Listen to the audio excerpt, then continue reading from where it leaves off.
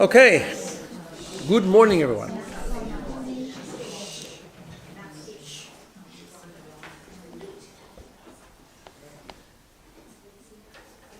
Welcome to week 3, navigating daily struggles. So before we start, let's just review a little bit. Last week we talked about discontentment and jealousy, which are related but somewhat different. Jealousy is more than just being discontent. It comes from ego. It's more about the other person not having. It's more about being better than others and so on. Discontent, however, is more, as we said, that we're just unhappy with who we are, and we always think when it gets better, when I have this or I have that or this happens, then I'm going to be able to calm down, kind of thing. And of course it never happens that way. But we talked about the two foundations of Jewish thinking. Everything is b'hashgacha pratit, and also everything has a purpose, which we've talked about before. So you are where you're meant to be. You have what you're meant to have for today. That's not a contradiction to trying to improve it, but it means what we have today, we can live with the purpose in the now, in the present, right? And we gave we talked about a couple of strategies. One was focusing on the positive, which is also true with relationships as well, connected to the idea of gratitude, practicing gratitude, focusing on the small things, realizing the blessings, diverting our mind towards what is good and what is blessing rather than what isn't, and trying to be in the present, right? So we talked a lot about that. By the way, one thing I was going to say at the end of last week, and we kind of ran out of time, was just a little interesting thought that comes from our prayers or comes from one of the verses of Tanakh, and then we'll go on to today's topic. There's a piece we say in our prayers where we talk about God being the God Bashamayim mima'al, in the heaven above, Val aretz mitachat, and in the earth below. That's the simple meaning. But there's a very interesting Hasidic interpretation of that verse, that when a person is upset about what they do have or don't have, and there's an issue of jealousy or discontentment, so the formula of life is like this. There's shamayim and there's aretz, right? There's heaven and there's earth. Heaven means spirituality, meaning, purpose, things where we aspire to connect higher. Aretz is materialism, things that we have that are physical, that are kind of earthly, right? So the verse tells us, Bashamayim, when it comes to heavenly things, Mima'al, look upwards. Look to someone who has more than you. That's a good thing. Be a little jealous. Aspire to grow. That's spiritual jealousy is okay. When it comes to aretz, when it comes to earth, mitachad, look lower than you. Look at someone who has less than you and say, look, I could have been worse. You know, say there's always a perspective. Such an interesting little interpretation. Okay. Today's topic is worry. What? Worry. Why is everyone smiling? No. Unfortunately, actually, it's a very relevant topic, I think, because collectively there's a lot of worry happening at the moment, legitimately. Every few days there's like kind of something, unfortunately, and one of the things it does tend to do is induce worry. Obviously, not really on topic, but just important to mention, today is actually such a sad day. We're expecting 3 non-alive hostages to return. And of course, that's very sad and tragic. And these things also, it's very easy to fall into the trap of sorry, these incidents sort of, again, aggravating the fear, aggravating the worry, and so on. Yeah, please. What happens with their burial? And the Shiva and the... So halachically, if someone... So it's actually a very complicated halachic process. So if you can confirm that someone has passed away, then you normally start Shiva anyway, but normally Shiva only starts at the burial. So yes, the practical answer to your question is, in this case, now it's confirmed, and when it'll be properly confirmed when they receive the bodies, and it'll be a funeral, there will actually be a Shiva that follows the funeral. Even though... Probably. But that's a separate discussion about when you're allowed to do that, when you aren't allowed to do that. But bottom line is, there will be a burial, and after that there will be a Shiva process. Yeah, unfortunately. And sorry, Rabbi, it's a terrible thing to say, but if the bodies come back and they're not intact, do they get buried according to Jewish law? Absolutely, you bury whatever you have. Yeah. Very sad. Yeah, I mean, these are legitimate questions, very sad questions, and unfortunately so relevant now. And just to give you an example, again, because you asked the question, and it's an important question, one of the great tragedies also was the son of Rabbi Perez, who was here, Rabbi Perez, right? And they actually never got the body. But they did have a burial because they got something. They got a cloth with blood and stuff like that. So they did have a burial and they had a shiva then. So it's, these are tough conversations. Okay, so back to the topic of worry. Now, we are worried for important things and worry for silly things, but generally speaking, when we talk about excessive worry, bottom line is even when it's for important things, worry is not a healthy thing. That's the truth. Excessive worry is it's not healthy for us. It's not good for us. It's something we all do. For some reason, Jews have an over tendency to worry and anxiety and guilt and these things for some reason. But it's not a good thing. Why isn't it a good thing? What do you think? Yeah. Sorry? A lot of energy goes into it, and it's not good energy. Sorry? It doesn't tend to change the outcome. Right, normally it's not effective, exactly. It's not actually effective anyway. In fact, on the contrary, it normally stunts action. Yeah? They say it's like sitting in a rocking chair, it doesn't do Yeah, anything. something like that. That's right. Okay. It's also bad for health, actually. It's actually unhealthy. Yeah, no? And other things. It's actually physically not healthy, right? And it all becomes all-consuming, and what happens is it takes up space. It takes up unnecessary space within our personality and doesn't leave room for good stuff, right? The question is what you do about it, right? So there's a piece in the Talmud which says, like, do not allow worry into your heart, for worry has killed mighty men. Okay, true, but what do you do about it, right? So we have talked about it in the past. I actually thought, I had one sort of fleeting thought, maybe I shouldn't do this chapter, but I'm going to do it because I think it's actually really important now. People we need to revisit this, unfortunately, now every so often, and hopefully we'll shed some new ideas and so on. So interestingly enough, worry is not always about the future, actually. Some people worry about something that's happening in the past, right? So for example, like, you had an interview and you think you weren't so good, you keep on worrying, was that good, wasn't it good, was it good, wasn't it good, right? Or you made a presentation and it's over and done and the person was fine, but you ruminating, I think it was bad, and I look bad, and so you're worrying about something of yesterday, which is really a problem. But actually, mostly worries about the future, right? Which is true individually and it's true collectively, particularly now, right? As I said, it's so relevant now because worry sets in, and we are worried about the future. Some people are being honest about it, that they are worried. Some people aren't being honest about it. They say they're not worried, but they are.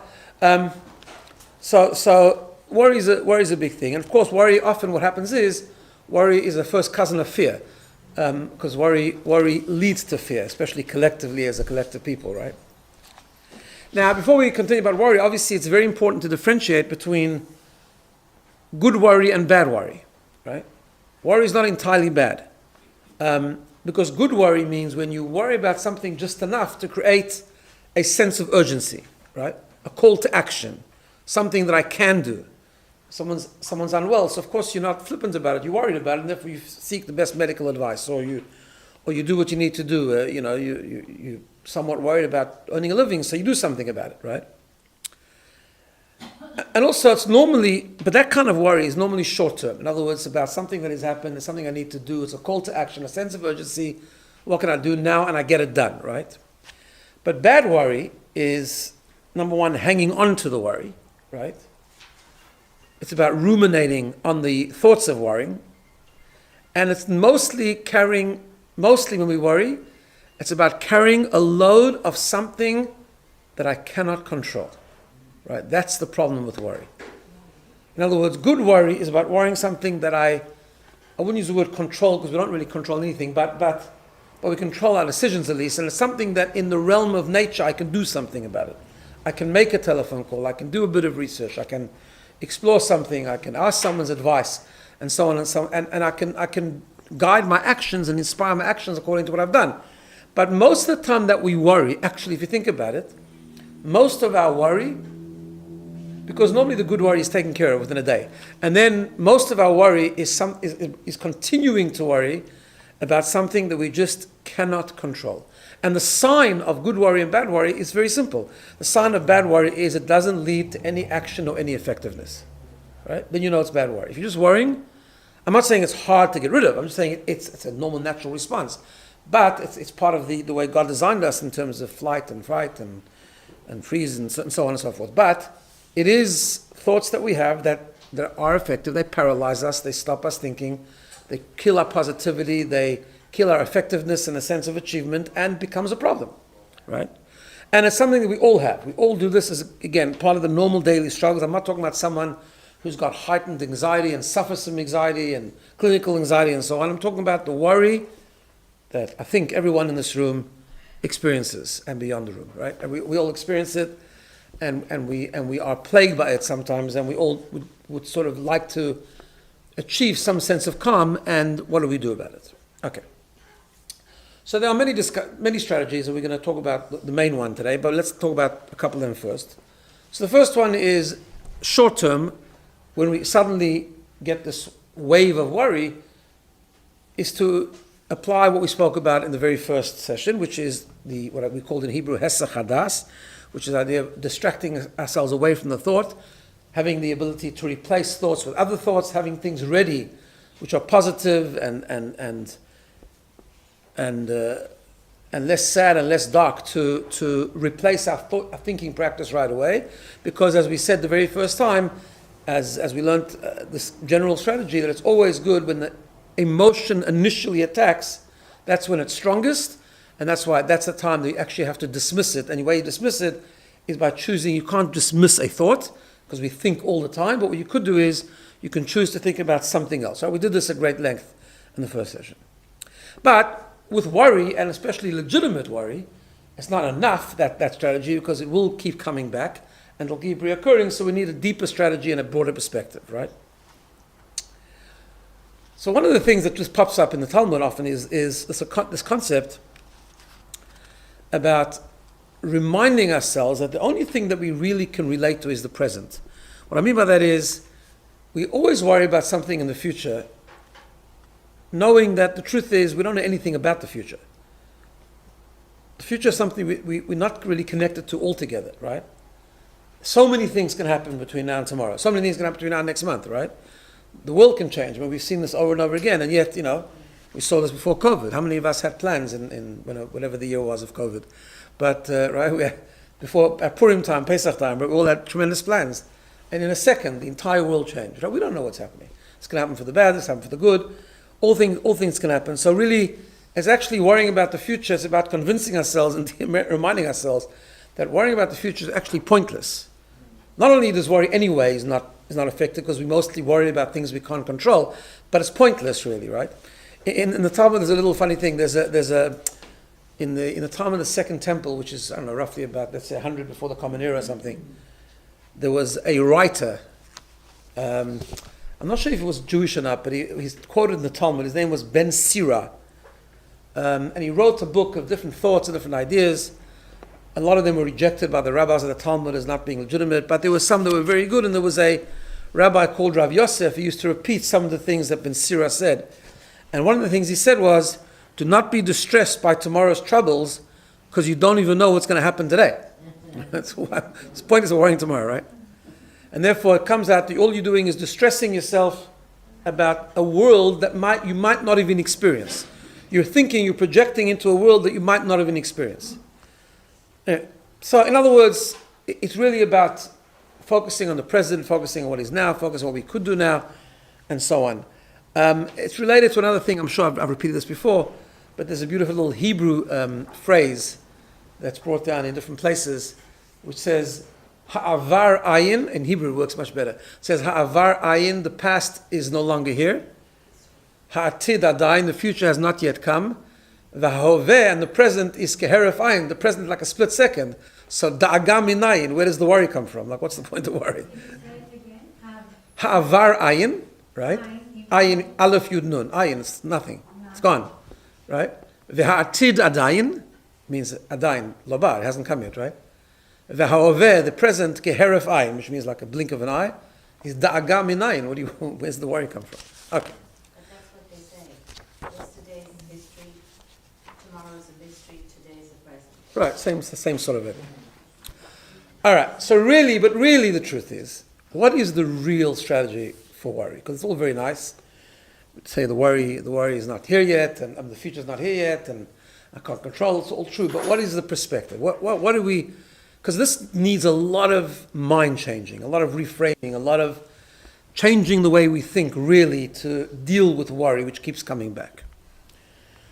So, at the risk of sounding repetitive, because the truth remains the truth, from a Jewish perspective, the only real way to deal with worry is the concept we call bitachon, which we've talked about before, but we're going to talk about it a little bit differently today. Trust, exactly. Trust, by the way, is very different. We talk about trust in Hashem, trust in God. It's very different than like loving God or being in awe of God. It's all very different, right? It's more about relying on God and achieving peace of mind. That's what it's about, really. Now, why I say this is like this. One of the seminal works, one of the greatest works of bitachon comes from a rabbi who was called Rabbi Bachya ibn Pikula. It's a Sephardi. Ibn means like the son of Pakula. Pakuda, sorry. He was 11th century, and he wrote a book on many, many topics. One of them is, the book is called Chovat Halavavot. It's called, he addresses the mitzvot in the Torah that are emotionally related. In other words, the Torah is full of mitzvot that we do in action, right? We light a Shabbos candle, put up a mezuzah, we put on tefillin. But then there are certain mitzvot that are commandments about how we should feel. Those are the hardest ones, right? So they're called the duties of the heart. So he wrote a book called Duties of the Heart, and he divides it into what he calls different sharim, different gates. So he's got the gates of love, the gates of thing, the gates of this. So he has one gate that's called Sha'ar HaBitachon, the gate of trust. The Lubavitcher Rebbe, whenever people, almost every time, people would write to him about worry and about things they were afraid of, one of his top strategies always was to study the Sha'ar HaBitachon, to study this gate. Yeah, it's not easy reading. It's hard study. It's certainly not easy applying, but it's actually an amazing perspective. He built up amazing perspectives, right? But interestingly enough, when the Rebbe would advise people to study the Sha'ar HaBitachon, it was always about. He always say study it more than once, at least 2 or 3 times. That's what he would say, and that's like everything, because when you learn something, it sounds good in theory and in the intellect and the brain, but it's a whole different story about bringing it down to try and apply it. And applying it, by the way, does not mean, we've said this many times, applying it does not mean to apply it fully. It means to embark on that journey of that perspective, and even if we semi-successful, a little bit successful, it's actually a lifelong perspective, right? And he says there in Sha'ar HaBitachon, he starts off in his introduction, he says, the essence of bitachon, which is trust, is the emotional calm of the one who trusts. The heart relies on the one they trust to do what is good and proper for them. Right? In other words, it's letting go and completely trusting, in this case God, so that you feel that in other words, how do you know when you've reached bitachon, complete bitachon, which many of us will not reach, but at least we'll be on the journey? It's striving toward that complete sense of calmness. Then you know you've reached it, right? Now, that's talk to a bunch of Jews in a room. That's a very, very difficult thing to imagine. But that's what we've got to try, right? We've got to be on that journey, yeah. And it's like, I suppose the analogy for it is, it's probably a very bad analogy for this week, but I don't know, because just recently things have happened with planes which are funny. But before the last few weeks, okay, let's put it that way, right? People get on a plane, okay, they might be anxious about other things because they don't have enough room, or they next to a crying baby, or they didn't get their meals, or whatever the case is. But generally speaking, right, when you go onto a plane, you don't worry about the pilot. Who's ever worried about the pilot when they go onto a plane, right? Now they say an interesting little idea, right? I'm not sure where comes from, but they say it's interesting. Like when you go into an operation, God forbid, you're always very worried about if the surgeon's going to do a good job, right? If you go into a plane, you're not worried about the pilot. What's the difference? You know what the difference is? Because in a pilot, the pilot's also flying. The surgeon's not doing the operation, right? The pilot is also flying. Okay. So you imagine he knows what he's doing because he's got what to lose as much as you have what to lose, right? Anyway, whatever the case is, the analogy I'm trying to bring is, I'm trying to bring an example from real life where you actually are reliant, so to speak, on someone or something, and you're not worried at all. You get onto a plane, it's the pilot's job. I don't know how to take off, I don't know how to land, I don't know how to fly a plane. When I say I mean with a great emphasis, but no one in this room knows how to do that. And that's it. So he knows what he's doing, and I'm fine. As I say, I might be annoyed by some other things on the plane, but the flying is not a problem, right? That's an example of what bitachon means. God's the pilot, right? So really, it's about getting to a point where he knows what he's doing, and just give it to him. Now we need to unpack that, of course, right? So in Shara bitachon, essentially, I'm summarizing, of course, in a big way. It's very much connected to an internal thought process, right? Which that's a difficulty. It's about developing that thought process. And I think coming back to where we are now, in this time that we're going through at the moment, this is such an important thing to really internalize, because it's more difficult to internalize now, but it's actually so important, right? So he basically divides it into three. The thought process is based on three things. Number one, there's a higher power. There is a God that runs the world. Number two, and I know there's lots of questions on number two, but this is the fundamental belief system, that he is the essence of goodness, that the one who runs the world, God, is essentially good. He wants to do good. He loves me and he cares for me. Right? And number three, therefore, I may not know what the future might bring, but I don't fear and I'm not anxious because I'm in the best of hands. Right? Those are the three principles. Now, of course, they have a lot of difficulties because we don't always see that everything ends up good and things like that, which we'll come back to, right? There's a letter that the Rebbe once wrote to someone, and he encouraged that person to engage in the process and the journey of bitachon, and he said, it's like the calm of a little child who finds himself near his father. Though in the analogy, the father is only all-powerful in the child's imagination, not in reality, whereas our Father in heaven is all-powerful in reality as well. Right? And he explains also in other places that when we talk about this bitachon, it's not just a strategy in terms of a psychological strategy, but it's something that we need to really understand is the foundation. See, when you learn Shara bitachon, you actually realize that it's not just about bitachon. It's about who we are as Jews. What is our belief system? What do we really believe in? Right? In other words, what we really believe in expresses itself maybe more than other topics in the topic of bitachon. Right? We know that, Judaism is all about belief in God, right? Belief in the one God. Shema Yisrael, Hashem Elokeinu, Hashem Echad. That's who we are. That's the essence of a Jew. That's the Jewish faith, right? But actually, when you study Shara bitachon, you see that faith, emunah, bitachon, our belief system is so much more emphasized and engaged with and tackled when we deal with this concept of bitachon. Now, one of the big tensions of bitachon, which is important, I want to highlight some of the important things that we've come up with, right? One of the reasons bitachon is difficult is because there's a tension between, I'll say it in Hebrew first and then explain it, there's a ongoing tension between what we call bitachon and hishtadlut. Hishtadlut means effort, right? What does it mean? It's called hishtadlut. So bitachon is trust. Hishtadlut is the effort you put in. Yeah? Effort, like investment, work, right? Now, it's actually a very, very, in philosophical works, it's a huge discussion, this. Because, let me explain what the concept is here, right? If I trust everything's going to be okay, so why do I have to do anything? And obviously that's absurd. But why is it absurd? It's absurd not because God doesn't have the ability to do it, right?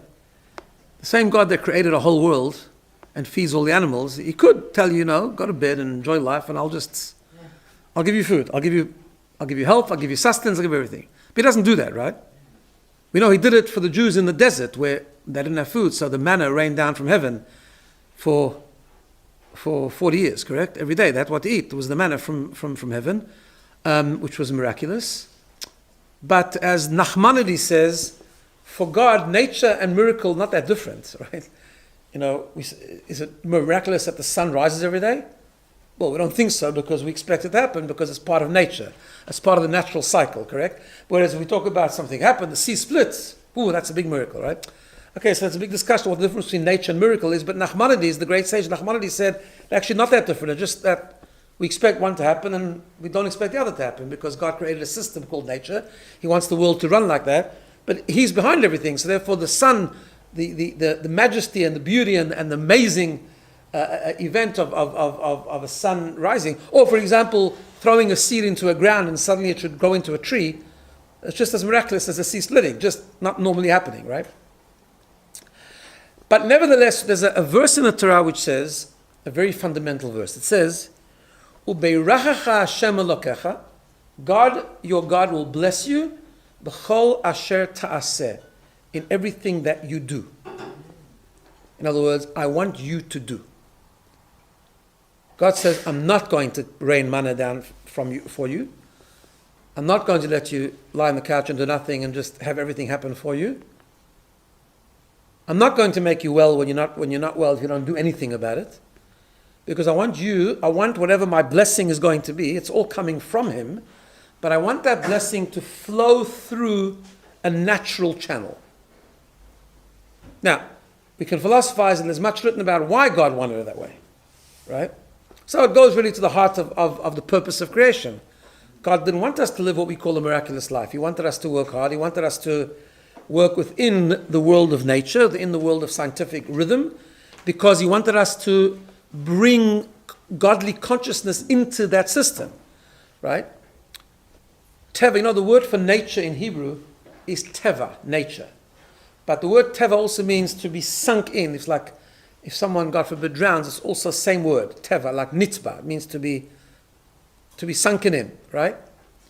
So the reason why teva, nature is called teva in Hebrew words work like that one word can mean multiple things, and if you get a deeper meaning behind the concept.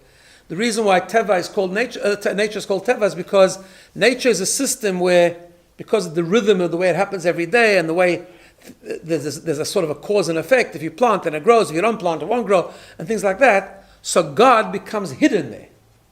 The godly consciousness is sunken into the nature. Nature is like it becomes a cover-up for godly consciousness. And what God wanted us to do is He wanted us to discover Him even where He's hidden. That's the purpose of creation. To invite God even into I'm going to a bit of a side sort of philosophical idea, but it's an important foundation. God wanted us to create a natural vessel because He wanted us to be aware that it's still coming for God, even when we're working in scientific rhythm of nature. Does that make sense? We're good? Okay. Now, what that means is as follows. That's why it creates a bit of attention, right? Because how much, and that's called, by the way, that's called hishtadlut. In Hebrew, hishtadel means to try, right? So you got to put in your effort to, right? So how much? That's always attention. So where does hishtadlut end and where does bitachon begin, right? How much is enough? How much do I have to do, right? How obsessive do I have to do about doing things? So it's a very interesting discussion, and the Kabbalists tell us also depends. For example, some people who are very righteous and very, very sagely and saintly and spiritual people, we are taught have to do less hishtadlut. In other words, they're commanded to have more bitachon and less hishtadlut. But it's a very complicated topic, but it does go together. And the problem with the tension between the two is this. that because we are commanded to put in the effort, and we are commanded to create the vessel, as we call it in Hasidic terminology, create the vessel for God's blessing, because it all comes from God at the end of the day, right? We tend to have a false sense of belief that we actually control the outcome. And that's where our mistake comes. If we had manna fall from heaven, we would never make that mistake. Because it would be obvious who calls the shots, right? But because we are commanded to have hishtadlut, right? We are commanded to put in the effort. We are commanded to go to the business meeting, to sign the contract, to go to a doctor, to invest in order to earn a living, whatever the case is. So we do that because actually God wanted us to do it, and that's how the world works. And God said, I'll only bless you in what you do. You have to do something. So we are led into a false sense of belief that we actually control the outcome. And that's where bitachon becomes more difficult. Right? So that's part of the thinking process. I just want to share two thoughts on that. You know, when we wash for bread, in Jewish law, we have benching afterwards, right? Benching has three blessings. Three main blessings. There's a fourth one at the end as well, but there's three main blessings at the beginning. The first blessing of benching was actually composed by Moses, Moshe Rabbeinu, which he composed for the Jewish people to recite to thank God for the manna that fell from heaven. So actually the first bracha of benching is not for bread, it's for manna, right? So the question the commentaries ask, so why do we still say it? We don't get manna. We don't get what's called lechem min hashamayim, bread from heaven. We get lechem min haaretz, bread from the ground, which we have to work for. We've got to plow, we've got to plant, we've got to know the good weather, we've got to pray for rain. A lot of things that have to happen, right? So why do we use the blessing of manna? And the answer is because we need to build a perspective that the food that we eat is also manna, just in a different way. It's also coming from heaven. It's coming from the same source, because God runs the show. But He wants us post-desert times. He wants us to create that vessel for that blessing to take place. So He wants us to plow the land. He wants us to plant. He wants us to work the land, and so on and so forth, and whatever that means by extension, right? In the business world or health world, whatever the case is, which is very much connected to an interesting thing that's coming up in a few weeks. In a few weeks, we have the festival of Purim, right? By the way, just a commercial. Please put in your diary, Friday morning, 14th of March. We'll probably do it in Ariela Spiridi's house again. We always get together and have a quick little Purim, an hour for a Purim little get together. So 14th of March, 9 o'clock in the morning. 9:30, sorry. But we'll put out the WhatsApps and everything. But anyway, the story of Purim. The story of Purim is the Jews, I'm going to go through the whole story now, but the Jews were in trouble, right? And Mordechai, we have to do what we need to do. That includes political advocacy and so on and so forth. So Mordechai runs to Esther and says, you got to go see the king. She says, it's a big problem, it's very risky because I haven't seen him for a while, he hasn't called me, I don't have permission, he could kill me if it's risky. Okay, but you got to do it. So she says, fine. But before I do it, I need you to gather the people of Shushan and let them fast, right? Famous story, fast for 3 days, reconnect to God, do tshuva because they had done things wrong, and then I'm going to go. I am going to go, but I want you to first do that. And this is the point, right? Because what Esther was trying to say, according to the commentaries, is this. Of course I'm going to go, and I'm going to go, but I don't want the Jews thinking that my going is what's going to do the trick. If God wants, the decree will be annulled. If He doesn't want, it won't be annulled. Right? Yes, of course, we need to do something. We need to put in effort. Right? Which, by the way, very relates to what's happening. I don't want to get political, but if we need to change the government, then that's what we need, and we've got to put in the effort of it, right?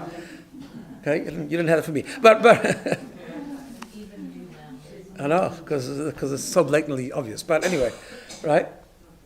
But we shouldn't fall into the trap. This is really a Purim story. We shouldn't fall into the trap that that's going to do the trick. We need to do something spiritual. Because we know that the source of our blessing comes from God. Therefore, it makes sense that the first and foremost what we should be doing is strengthening our connection with God. And because God wants His blessing to go through the channel of nature, of course we've got to create the natural structure that it should be good, which might mean other politicians. But that's just the vessel, that's just the channel. So Esther says, I'm going to go and I'm going to take that risk, and I understand that it needs to be done, but you need to create the main part first. And the main part is gather the Jews of Shushan, let them reconnect, let them pray harder, let them connect better to their Jewishness, which they did. And it worked. But it worked then, she went to the king, and it happened through that story, right? So the Purim story is very much an example of this. So I'm just bringing this in because this is the problem with bitachon, the tension between what we do, what we achieve, and what comes from God, and what we trust in God to do. We need to understand, build that perspective that although we are doing, but we still don't call the shots. Everything comes from Him, right? Now,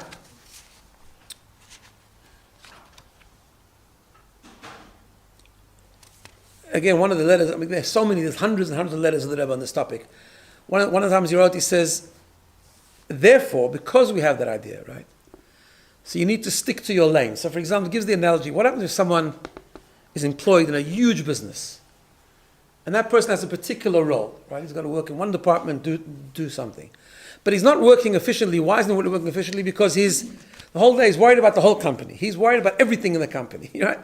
What's going to happen if the person in the other department doesn't do his job? What's going to happen if the profits is... Stick to your lane, stick to your role. You're supposed to, I don't know, you're supposed to pack boxes. You're supposed to do deals, right? You don't run the business. So they wrote to someone, same thing, stick to your lane. Of course you got to put in the effort. Of course you got to carry out what you need to do. Of course you have to do the business deal. Of course you have to go to the politician. Of course you have to go to a doctor, whatever the case is. Of course you got to do it. But stick to your lane. Do it. Don't worry about the rest of the company. You don't run the company, right? God is the manager of the company. Let him worry about it. But you got to do something. Of course you got to do something, but you got to do it, to use his words, it should be carried out with a healthy calm. And he said, imagine you work at a desk job in a large corporation. Your only responsibility is to complete the task you're assigned. You don't need to, nor should you, keep thinking of the corporate balance sheet. That's not your business. You do what you need to do and rely on the one that runs the show. Right? So what that really means, right? What that really means is a very deep sense of letting go. To not worry means to let go. And that is very, very difficult. There was, in the 18th century, there was a person called the BINA Maggid. A Maggid in Hebrew, Yiddish, is a preacher. People who go around from town to town and inspire people. What they call today, I guess, a motivational speaker, but a Jewish one, right? A Torah one, I mean. Right? So the Maggid of Dubna was very famous. He was very famous for his fables and his parables and his stories. And he once gave the following story to explain what bitachon really means. And he says the following. He says there was a poor man, I'll read it to you. He says a poor man trudged along the road carrying a heavy burden on his shoulders. An expensive-looking carriage drawn by two mighty horses was passing him by when it came to a sudden halt. The owner of the carriage emerged and offered the traveler a ride. Weary, the poor man gladly accepted the offer. The carriage was continuing along the road when the wealthy man noticed that the passenger was still carrying his burden. He asked, "My good man, what in the world are you doing? Why don't you put your sack down on the floor?" The humble traveler replied, said, "Dear sir, you have been kind enough to me already. Your carriage has to bear the weight of my body. How can I burden you with the bundle as well?" So the host laughed and chided his guest. He says, "Don't you see that it's the same for me if you hold your load on your shoulder or put it down? I'm carrying it anyway." Right? So Dubna Maggid said, that's bitachon. We walk around carrying loads. That is like the poor man sitting on the carriage carrying his load. It's God carrying it anyway. Why are you carrying it? King David says this in Psalms. He says, it's so easy to say, but it's so hard to implement. But nevertheless, we have to keep talking about it. King David says, "Hashleich el Hashem yahavcha." Throw your load to Hashem. That's what he says. Give it to Him. Right? It's something to think about when we pray, each one in their own way, however you pray. But it's, of late, I'm trying to work on this a lot myself, actually, and it's something I've sort of come to through tefillah. I think about this a lot. Like, I'm going to do what I'm going to do, but really, God, I'm giving this over to you. It's your business, this. You carrying this anyway. I'm not going to carry it anymore, right? That's please. To sustain bitachon, you have to have emunah. Yeah, for sure. We're going to get to that. Yeah. You can have emunah without bitachon, but you can't have bitachon without emunah. Yeah. We'll get to that in a minute, right? So that's a beautiful. I think it's a beautiful analogy to keep remembering. Who's carrying the load here, right? Now, I want to add a very interesting perspective that it's not just a strategy, it's actually creating a reality in a way. What I mean by like this. So, many years ago, I remember when it came out, I remember when it was published, a talk of the Rebbe was published, and he talked about an unbelievable perspective. And he asked the following question. There's a story in the Chumash twice we find that where very great people were afraid. One was Moses, when he saw that someone had found him out that he killed that Egyptian the day before. The other one was Jacob when he came back and he was being confronted by his brother who still hated him, his brother Esau. And they said Vayira. And in the sayings of the Talmud and so on, we find midrashic teachings that they were a little bit criticized for that, because on their level they should have been in a complete state of bitachon. They should have been in a complete state of calm. Why worry? Let God run the show. One of the justifications of their worry was the following phrase, Shema Yigrom Hachet. Particularly by Yaakov, I think it says this. He was worried that maybe he wouldn't be saved because maybe he wasn't deserving. Maybe he'd sinned, maybe he transgressed. Right? So the Rebbe asked the following question. He says, how does that fit with bitachon? In other words, like this. If bitachon means to trust in God and to really trust it's going to be okay and not to be worried, but hold on a second, that's almost arrogant. Why should I think it's going to be okay? Maybe I'm not deserving. Right? And we all have our shortcomings, all of our weaknesses, all of our transgressions. Maybe we're not deserving. And he said something amazing. I'm going to try and encapsulate it in 2 minutes. Right?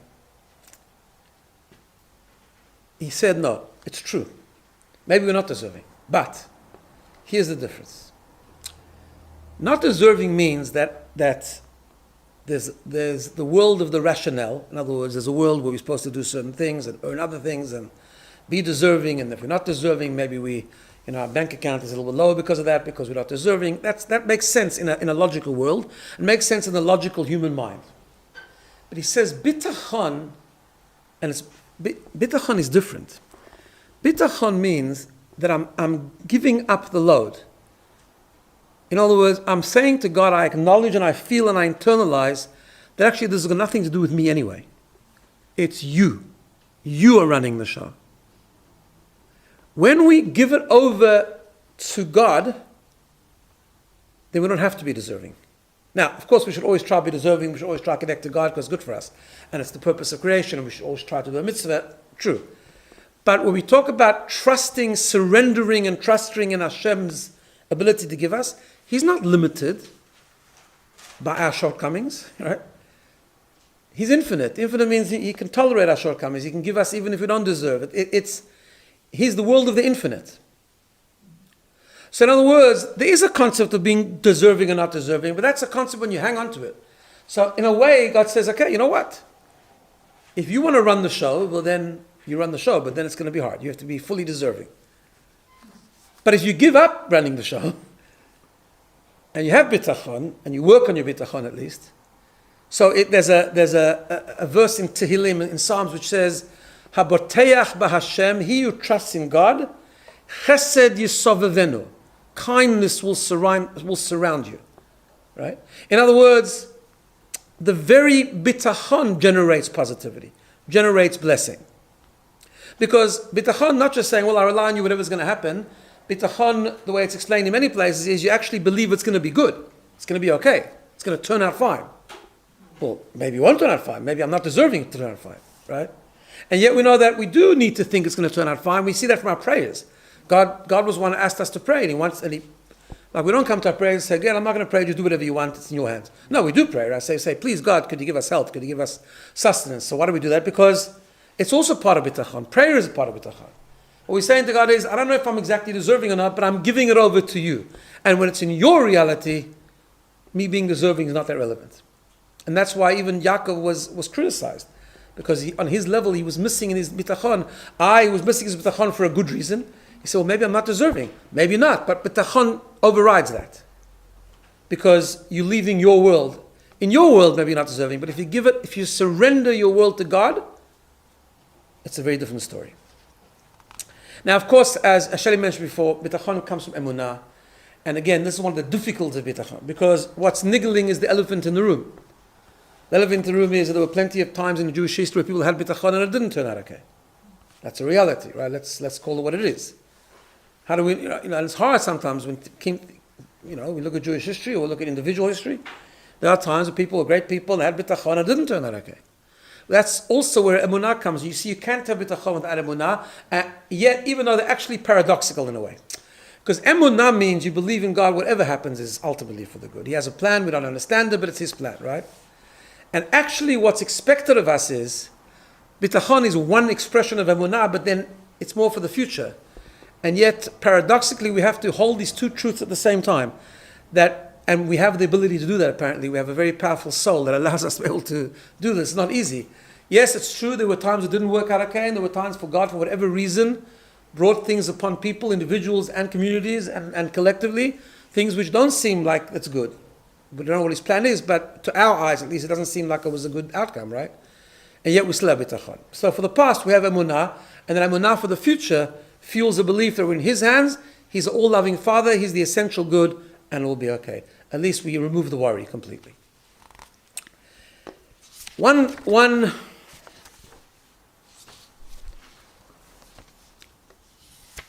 There was a person who wrote an article, and he was a person, he said like this, I've forgotten his name now, but when he was 18 years old, Mr. B, in the book it says Mr. B. He said he had to actually have a very deep mental health issue. He was in a psych ward for like 6 weeks, and he was diagnosed all sorts of having mental deficiencies and so on, and it was very, very serious. And he wrote to the Lubavitcher Rebbe, and the Rebbe told him 4 things. Because in addition to seeking help, professional help, which the Rebbe would do when it was serious, of course, the Rebbe would defer, that's part of the Hishtadlut, you've got to go to a mental professional if you need to. But he told him very often the Rebbe would give spiritual advice and bitachon advice. So he told him, he said, first of all, you should try and distract yourself away from these worrying feelings, take your mind off it. We spoke about the first week. He told him, check his tzitzit, it was a man, so check his tzitzit to make sure they're good. Interesting enough, by the way, after October 7th, I don't know if you know this, in the army there's been this amazing awakening of wearing tzitzit for some reason.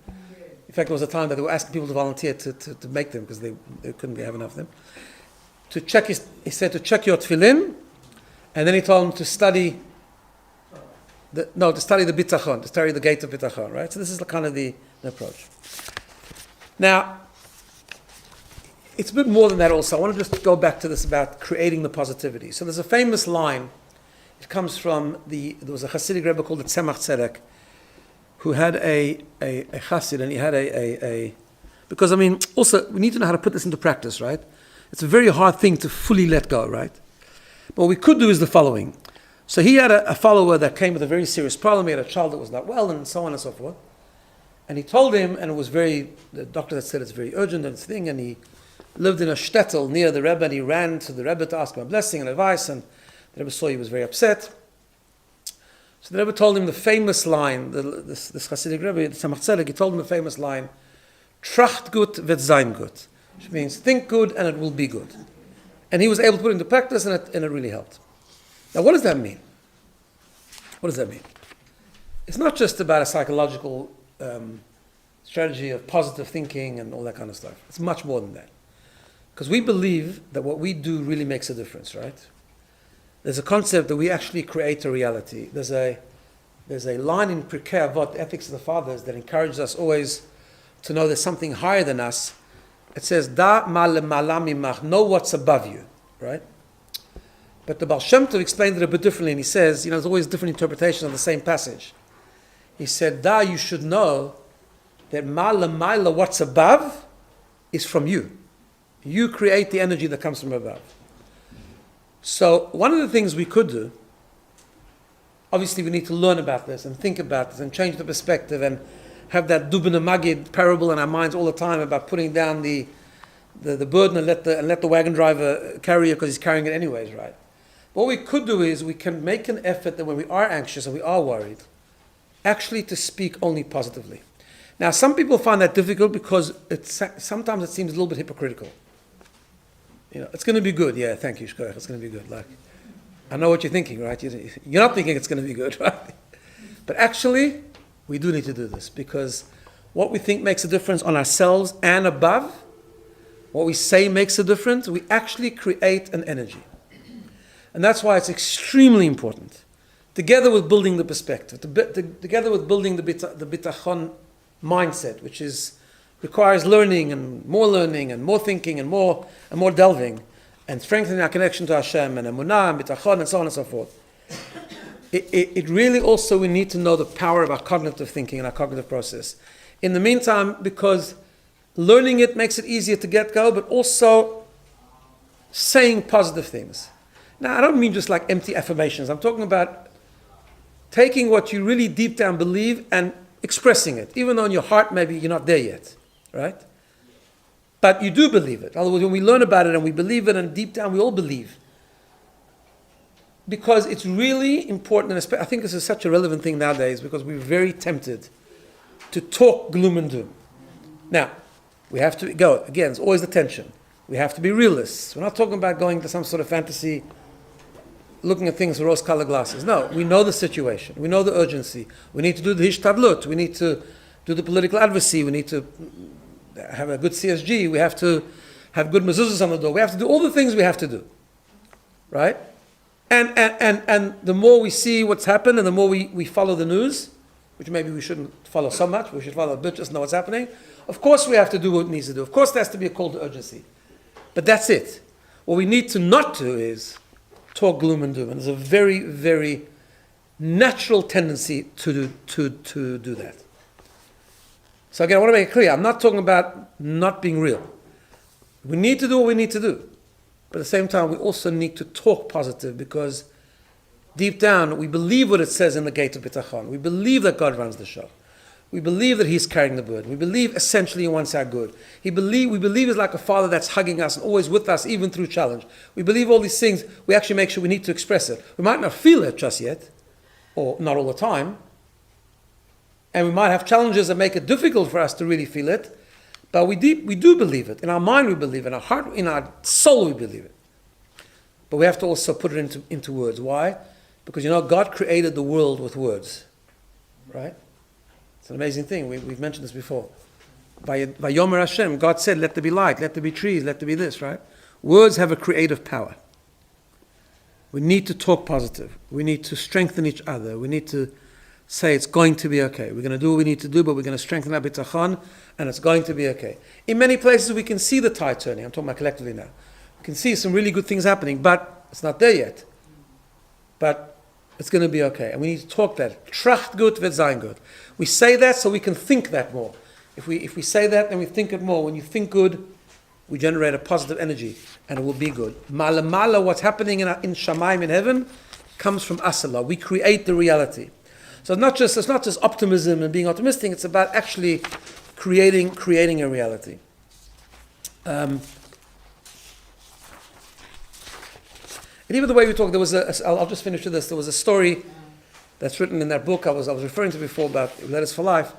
There's a whole story about a guy in Canada who had run a business and then things went wrong, and then he needed insurance and he couldn't afford it. And anyway, he was at the brink of his whole business falling apart, and he traveled to the Lubavitcher Rebbe and he had a private audience. And when he came in, the Rebbe looked at him and he could see he was in great anguish and he was slumped over, and he came to the Rebbe's desk and he leaned on the desk. And before talking to him, the Rebbe said, Mr. I've forgotten his name, Mr. So-and-so, stand up straight. Stand up straight. I don't want to talk to you like this. Stand up straight. Exude confidence. And then he said, he gave him a very, very important blessing, but he told him he has to stand up straight, not only physically, but he's got to stand up straight in general. Right? Be tall, stand up straight, have confidence, think positive. And he went back and he was able to get a mortgage, and then his business turned around. So it's speech, it's thought, all those things make a huge difference. So I think just that the takeaway from this is that ultimately it is about working on our bitachon. That's in the mind, but it's also about expressing positivity, and that's more in our speech and thought. And then the part in the middle, which is our heart, hopefully becomes strengthened as well. That's the most hardest thing, of course, to change. But that's where we make a dent and we start changing. We have that confidence that it's going to be okay, that confidence and that joy that it will be fine. Have a wonderful week.